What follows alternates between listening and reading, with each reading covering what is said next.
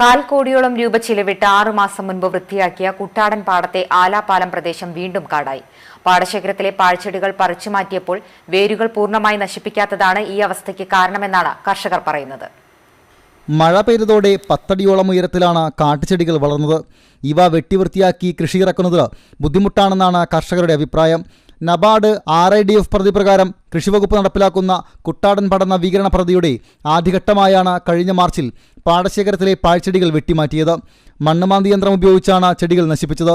എന്നാൽ ഇവയുടെ വേര് പിഴുതെടുക്കുകയോ ശാസ്ത്രീയമായ രീതിയിൽ നശിപ്പിക്കുകയോ ചെയ്തില്ലെന്ന് കർഷകർ പറയുന്നു.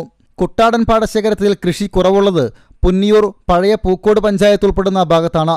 ഇതിൽ പുന്നിയൂർ പഞ്ചായത്തിലെ ആലാപാലം പ്രദേശത്താണ് വൃത്തിയാക്കൽ നടത്തിയിരുന്നത്. ലോക്ക്ഡൌണിനെ തുടർന്നാണ് ബാക്കി ഭാഗത്തെ പണി നിർത്തിവെച്ചത്. പുന്നിയൂർക്കുളം, വടക്കേക്കാട്, പഴയ പൂക്കോട് പഞ്ചായത്തുകളിലായി 20,000 ഏക്കറിൽ പരന്നുകിടക്കുന്നതാണ് കുട്ടാടൻ പാടശേഖരം. 10.94 കോടി രൂപയാണ് കുട്ടാടൻ നവീകരണത്തിന് വേണ്ടി നീക്കിവെച്ചിട്ടുള്ളത്. ഏത് സൗകര്യമൊരുക്കിയാലും പാടശേഖരത്തിലെ പാഴ്ചെടികൾ വേരോടെ നശിപ്പിക്കാതെ ഇവിടെ കൃഷി നടക്കില്ലെന്നാണ് കർഷകർ പറയുന്നത്. CCTV news, Punniyurkulam.